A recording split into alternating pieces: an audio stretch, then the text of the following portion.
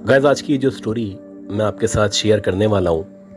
मुझे यकीन है कि जब आप इस स्टोरी को सुनेंगे तो ना सिर्फ आप खौफ में मुब्तला हो जाएंगे, बल्कि शायद इससे ज़्यादा स्केरी और हॉरिफिक स्टोरी आपने पहले नहीं सुनी होगी। ये स्टोरी हमें पंजाब से मिस फारिया ने शेयर की है और ये बताती है कि जो इंसिडेंट है ये अब से तकरीबन 27 या 28 साल पहले इनकी पूरी फैमिली के साथ पेश आए थे। इनका बेसिकली जो ताल्लुक़ है वो पंजाब साहिवाल से है और साहिवाल से भी 17 या 18 किलोमीटर दूर एक बहुत बड़ा सा गांव है जिसे आप छोटा सा शहर भी कह सकते हैं। तो उस दौर में इन लोगों ने वहाँ पे खाली ज़मीन देख के एक घर बनाने की या एक कोठी बनाने की कोशिश की थी। बेसिकली इनके जो फादर थे वो एक बहुत बड़े लैंडलॉर्ड थे और उनके पास अपनी भी बहुत सारी ज़मीनें मौजूद थीं। अब 1987-88 में ये लोग जिस घर में या जिस हवेली में रहा करते थे वो उस वक्त के हिसाब से इनकी ज़रूरत को पूरा नहीं कर पा रही थी। तो इनके फादर चाहते थे कि इनके पास अपनी जो भी ज़मीनें मौजूद हैं या तो वहाँ पे या फिर अपनी ज़मीनों को बेच के किसी और जगह पे एक बहुत बड़ी सी ज़मीन ख़रीदी जाए और वहाँ पे बिल्कुल सिरे से 0 मीटर यानी नई हवेली की तामीर की जाए। अब ये जो तामीरात हैं वो इस तरह की होनी चाहिए कि अगले 50 या 100 सालों तक इनकी जो भी नस्लें हैं वो ना सिर्फ उस हवेली में बहुत अच्छी तरह रह सकें, बल्कि इनको रिहाइश का किसी भी किस्म का मसला नहीं पेश आए। खैर, काफ़ी कोशिशों और देखने के बाद बिलाखिर एक ज़मीन थी जो कि इनके गांव से 15 या 20 किलोमीटर के फासले पे मौजूद थी और वहाँ पे अतराफ़ में ना ही कोई आबादी थी, ना ही इतनी ज़्यादा रौनक हुआ करती थी। लेकिन अच्छी बात ये थी कि इनकी जो भी ज़मीन थी यानी जहाँ पे ये लोग हवेली बनाने वाले थे वो ज़मीन हाईवे के या मेन रोड के बहुत ही करीब मौजूद थी। खैर, वहाँ पे उस ज़मीन का सौदा करके एक बहुत बड़ी हवेली की तामीरात शुरू की गईं और जब वहाँ पे उस हवेली की तामीरात शुरू हुई तो देखते ही देखते ना सिर्फ ये जो हवेली थी इसकी तामीर 2 से 3 सालों के अंदर अंदर मुकम्मल हो गई, बल्कि इस कदर ज़बरदस्त और इतनी बेहतरीन हवेली तामीर की गई कि जो भी इस हवेली को देखता रह जाता। ये बताती है कि जैसे ही इस हवेली की तामीरात मुकम्मल हुई तो हम लोगों ने अपना सामान पुरानी हवेली से इस हवेली के अंदर शिफ्ट करना शुरू कर दिया। आहिस्ता आहिस्ता करके जितना भी सामान था वो ना सिर्फ इस हवेली में आ चुका था, बल्कि फाइनली एक दिन ऐसा आया कि हम सारी के सारे जितने भी लोग थे वो अपनी इस नई हवेली में आके रिहाइश इख्तियार कर चुके थे। अब जब हम लोगों ने अपनी इस नई हवेली में रिहाइश इख्तियार की तो शुरू में एक छोटी सी गड़बड़ महसूस हो रही थी और वो ये थी कि यहाँ पे जो किचन बनाया गया था वो उस नक्शे के मुताबिक नहीं था या उस प्लानिंग के मुताबिक नहीं था जो प्लानिंग और नक्शा हमारी फैमिली ने या हम लोगों ने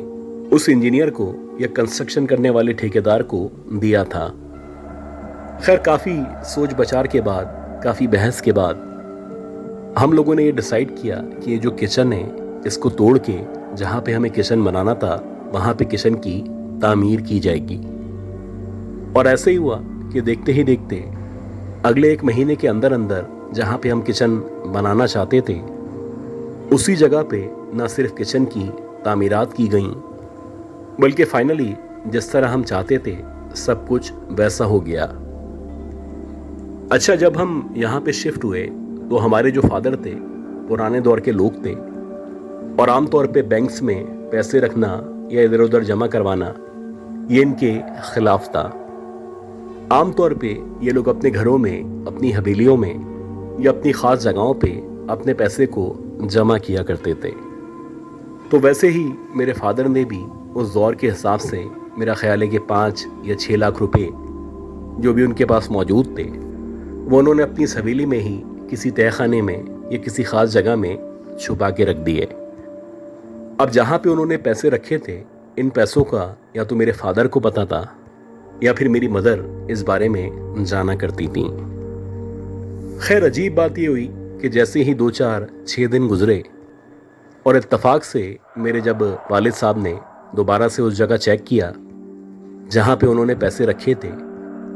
तो अजीब बात ये थी कि जो भी पैसे थे वो वहाँ से सारे के सारे गायब हो चुके थे। हालांकि हमारे घर से किसी का पैसे लेके निकलना या वहाँ से पैसों को गायब करना नामुमकिन था। एक तो हमारे घर में जितने भी लोग थे उनकी आंखों से या उनसे बचा के पैसे निकालना मुश्किल था, और उसके बाद बाहर जो सिक्योरिटी गार्ड वगैरह मौजूद थे तो उनका काम था कि कोई भी बाहर का बंदा किसी भी तरह ना हमारे घर के अंदर आए और ना ही यहाँ पे कोई चोर वगैरह दाखिल हो सकें। खैर, शुरू में मुख्तलिफ ख्यालात जहन में आए और समझ नहीं आ रहा था कि जो पैसे हमने रखे थे ये बिलाखिर कहाँ चले गए। लेकिन 2-4 दिन के बाद ये जो पैसे थे ये एक ऐसी जगह से मिले जिस जगह के बारे में हम तमाम घर वाले सोच भी नहीं सकते थे। इसी तरह कुछ मज़ीद टाइम गुजरा और बिलाखिर उन वाक़यात का आगाज़ हुआ जिन वाक़यात ने हमारी पूरी की पूरी फैमिली को हिला के रख दिया। एक रात ऐसा हुआ कि इत्तेफाक से रात के 2-2:15 बजे का टाइम था और हमारे घर में कुछ इस तरह से था कि जितनी भी फीमेल्स थी या जो भी ख़वातीन थी वो सारी की सारी फर्स्ट फ्लोर पे रहा करती थीं। ख़ास तौर पे सोने की बात हो रही है, और बाकी जितने भी मर्द थे वो ग्राउंड फ्लोर पे रहा करते थे। तो वैसे ही हमारी कज़न वगैरह भी आई हुई थी और रात के तकरीबन 2-2:15 बजे का टाइम था। इत्तेफाक से मैं अपने कमरे में बैठी हुई थी और शायद मैं कुछ पढ़ रही थी या फिर कुछ लिख रही थी। अब जो मेरा कमरा था उस कमरे के सीधे हाथ की तरफ एक बहुत बड़ी सी खिड़की मौजूद थी, और ये जो खिड़की थी इस खिड़की से अगर आप बाहर की तरफ देखें तो सबसे पहले गैलरी थी, और गैलरी के बाहर जो हिस्सा था वहाँ पे खेत नजर आया करते थे। खैर, मैं बैठी हुई कुछ लिख रही थी या फिर कुछ पढ़ रही थी कि इसी दौरानिए में मुझे खिड़की की तरफ से हवा आने लगी, और ये जो हवा का एहसास था ऐसा लग रहा था जैसे बहुत ही ठंडी सी हवाएं जो एकदम से मेरे पूरे जिस्म को न सिर्फ ठंड महसूस करवा रही है बल्कि कुछ ना कुछ अजीब है जो उस खिड़की की तरफ चल रहा है। इसी दौरानिए में जब मुझे ठंडी ठंडी हवा का एहसास हुआ तो मैंने अल्टीमेटली खिड़की की तरफ देखना शुरू किया। अब ये जो खिड़की थी इस खिड़की के आगे एक पर्दा पड़ा हुआ था, और जैसे जैसे हवा चलती तो ये जो पर्दा था ये ज़रा सा ऊंचा होता, और जैसे ही पर्दा ज़रा सा ऊंचा होता तो मुझे सामने यानी बाहर जहाँ पे खेत मौजूद थे उस तरफ का हिस्सा नज़र आने लगता। इसी दौरानिए में एकदम से हवा चली, और जैसे ही हवा चली तो ये जो पर्दा था ये ना सिर्फ ऊंचा हुआ बल्कि जैसे ही ये हवा में बहुत ज़्यादा लहराया तो मैंने देखा कि खिड़की के उस तरफ एक औरत खड़ी हुई है जिसने बज़ाहिर सफ़ेद कलर का लिबास पहन रखा है। बहुत बड़ी बड़ी सी फटी फटी सी उसकी आंखें हैं, और ऐसा लग रहा है जैसे उसका जो आधा चेहरा है वो जला हुआ है। कुछ अजीब से बिखरे बिखरे से लंबे लंबे से उसके बाल थे, और ऐसा लग रहा था उसके चेहरे पे हज़ारों नहीं लाखों झुर्रियाँ मौजूद हैं। गर्ज के एक अजीब सा खौफनाक सा चेहरा था जो कि ना सिर्फ मुझे नज़र आ रहा था बल्कि अजीब बात ये थी कि जिस खिड़की से मुझे वो औरत अंदर की तरफ झांकते हुए देख रही थी उस खिड़की के बाहर न ही छज्जा मौजूद था और ना ही वहाँ पे खड़े होने की कोई जगह मौजूद थी। तो बिलाखिर ये जो औरत खिड़की के उस तरफ मौजूद थी ये कहाँ पे खड़ी हुई थी और ये कैसे मुसलसल मेरी तरफ देख रही थी। अब जैसे ही मैंने इस खौफनाक शक्ल की औरत को मुसलसल देखना शुरू किया तो ऐसा लगा मेरी आंखों के सामने न सिर्फ अंधेरा आना शुरू हो चुका है बल्कि मैं मुसलसल बेहोशी की तरफ बढ़ती चली जा रही हूँ। इसी दौरानिए में एकदम से मेरे मुंह से न सिर्फ चीख निकली बल्कि मैं गिर के फौरन से बेहोश हो गई। अब जब कुछ देर के बाद मेरी आँख खुली तो मेरे अतराफ में मेरे जितने भी घर वाले थे वो सारे के सारे खड़े हुए थे और सब परेशान थे और वेट कर रहे थे कि जैसे ही मुझे होश आएगा तो मुझसे पूछेंगे कि भाई इतनी ज़ोर से क्यों चीखी थी। और ऐसा ही हुआ कि जब मेरे सेंसेस बहाल हुए तो मैंने उनको बताया कि वहाँ पे मैंने एक औरत को बाहर की तरफ से अंदर देखते हुए देखा था। अब ये सुनने के बाद ख़ास तौर पे जो मेरे फादर थे वो कहने लगे कि तुम्हारा वहम होगा या हो सकता है कि तुम नींद के अंदर हो। भला ऐसा कैसे हो सकता है कि खिड़की की तरफ से यानी बाहर की तरफ से जहाँ पे ना कोई छज्जा मौजूद है ना ही कोई खड़े होने की जगह है कोई अंदर की तरफ झांक सके। लेकिन फिर भी उन्होंने कहा कि जब तक तुम्हारी तबीयत बेहतर नहीं हो जाती तो तुम अपनी माँ के साथ सोया करो। इसी तरह 3 या 4 रातें मज़ीद गुजरी और एक दफ़ा ऐसा हुआ कि रात के तकरीबन 1-1:15 बजे का टाइम था तो जो मेरी कज़न्स थी वो अभी भी हमारे घर में मौजूद थी। तो मेरी कज़न्स में से एक लड़की को वॉशरूम जाने की ज़रूरत महसूस हुई। अब जैसे ही उसको वॉशरूम जाने की ज़रूरत महसूस हुई तो सच्ची बात यह है कि वो अकेले वॉशरूम जाने से डर रही थी। उसने मुझे कहा कि तुम मेरे साथ वॉशरूम तक चलो। अब हमारा जो वॉशरूम था वो घर के बाहर की तरफ मौजूद था और आमतौर पे जो पुराने दौर के लोग थे या जो पुराने हवेलियाँ और बंगले हुआ करते थे उनमें तरजीह इसी बात को दी जाती थी कि वॉशरूम को घर के बाहर की तरफ रखा जाए। खैर जब मैं अपनी कज़न के साथ वॉशरूम जाने के लिए रवाना हुई तो वॉशरूम जाते हुए रास्ते में किचन मौजूद था। अब मैंने अपनी कज़न को कहा कि तुम वॉशरूम की तरफ चलो, मैं ज़रा किचन से कुछ खाने के लिए लेके आती हूँ। अब जैसे ही मैं किचन की तरफ बढ़ी तो मेरे किचन में जाने से पहले पहले मुझे ऐसा लगा कि किचन के अंदर न सिर्फ लाइट जल रही है बल्कि शायद कोई मौजूद है और बज़ाहिर ऐसा लग रहा है जैसे किचन के अंदर कुकिंग की जा रही है। लेकिन अजीब बात यह थी कि इतनी रात में मेरी अम्मी या मेरे जो भी घर वाले थे वो किचन के अंदर कुकिंग करना तो बहुत दूर की बात है, आने से भी परहेज़ किया करते थे। खैर जैसे ही मैं किचन के बिल्कुल सामने आई तो मुझे ऐसा लगा कि एक औरत जिसने वैसे ही सफ़ेद कलर का लिबास पहना हुआ है वो किचन में कैबिनेट की तरफ मुंह करके खड़ी हुई है और ऐसा लग रहा है वो सामने चूल्हे पे कुछ बना रही है। अजीब बात ये थी कि जब मैंने उसको पीछे की तरफ से देखा तो बज़ाहिर ऐसा लग रहा था जैसे उसके जो कपड़े हैं वो न सिर्फ गंदे हैं बल्कि शायद उसके जो पाँव थे ऐसा लग रहा था उसकी उंगलियां पीछे की तरफ हैं जबकि उसका जो मुंह है वो अपोजिट डायरेक्शन में है। अब कुछ देर तक तो मैं सकते किसी हालत में थी और मेरी समझ नहीं आ रहा था कि जो कुछ मैं देख रही हूँ ये कहीं ऐसा तो नहीं दोबारा से इसको ख्वाब कह दिया जाए। खैर इसी दौरानिए में बजाय इसके मैं किचन की तरफ जाती मैं फ़ौरन से आगे बढ़ी और वॉशरूम के सामने जाके खड़ी हो गई। अब इसी दौरानिए में जब मेरी कज़न वापस आई तो मैं अपनी कज़न के हमरा जब दोबारा से किचन के सामने से गुजरी और हमने जब किचन के अंदर की तरफ देखा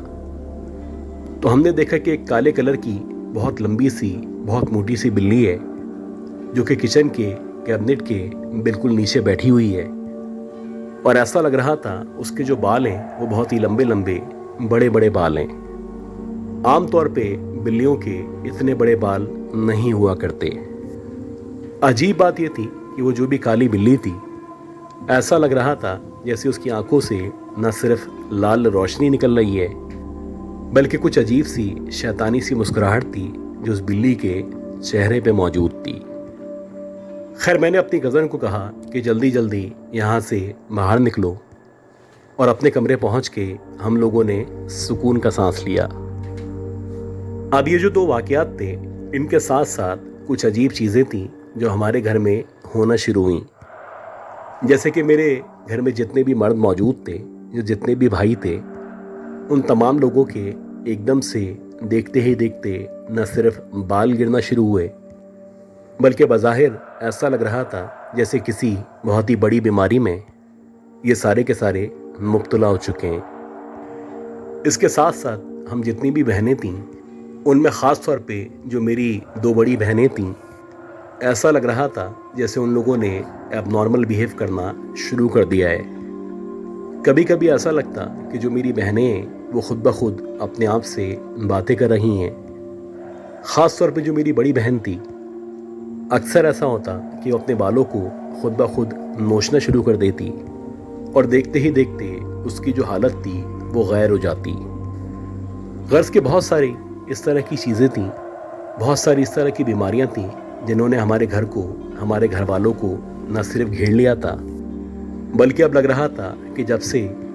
हम लोग इस हवेली में आके रहना शुरू हुए हैं, तब से ही हम सब के हालात ख़राब से ख़राब होते चले जा रहे हैं। और अल्लाह का शुक्र है कि एक दफ़ा ऐसा हुआ कि जो मेरे बाबा थे, उनके एक दूर के कज़न थे जिनको आप हमारे चचा भी कह सकते हैं, तो वो इत्तफाक से जैसे तैसे हमारी हवेली में आ गए। अब ये जो हमारे चचा थे, एक तो इनके पास रूहानी इल्म मौजूद था, और दूसरी चीज़ ये है कि अगर कहीं पे कोई इस तरह की मखलूक़ात मौजूद हों या किसी भी घर में बुरे असरात हों, तो वो उनको आसानी से पता चल जाया करता था। और ऐसे ही हुआ कि जब हमारे चचा हमारी इस हवेली में आए, तो उन्होंने इस हवेली को देखा और देखते ही कहा कि ये जो हवेली है, यहाँ पे मुझे एक भारीपन सा महसूस हो रहा है। यकीनन कुछ ना कुछ गलत है जो इस हवेली में मौजूद है। अब जब उन्होंने मेरे अब्बू के सामने इस तरह की बातें की, तो मेरे अम्मी और अब्बू दोनों को यकीन था कि वाकई में कुछ ना कुछ गलत हो रहा है। खैर, जो हमारे चचा थे, उन्होंने अपने तौर पे कोशिश की, लेकिन उन्होंने कहा कि यहाँ पे जो भी असरात मौजूद हैं या जो भी मखलूक़ात यहाँ पे रहा करती हैं, उनको काबू करना या उनको टैकल करना इनके अख्तियार से बाहर है। लिहाजा हमारे जो चचा थे, इनके जो उस्ताद थे, जो कि किसी दूसरे शहर में या किसी दूसरे गांव में रहा करते थे, उनसे रब्ता किया गया। खैर, अल्लाह अल्लाह करके 4-6 दिन के बाद जब वो जो साहब थे, जो कि एक बहुत बड़े पीर थे, एक बहुत बड़े बुज़ुर्ग थे, वो हमारी हवेली के अंदर आए, तो उन्होंने अपने तौर पे हवेली को देखने के बाद हमें कहा कि आप मुझे 2 से 3 दिन का टाइम दें।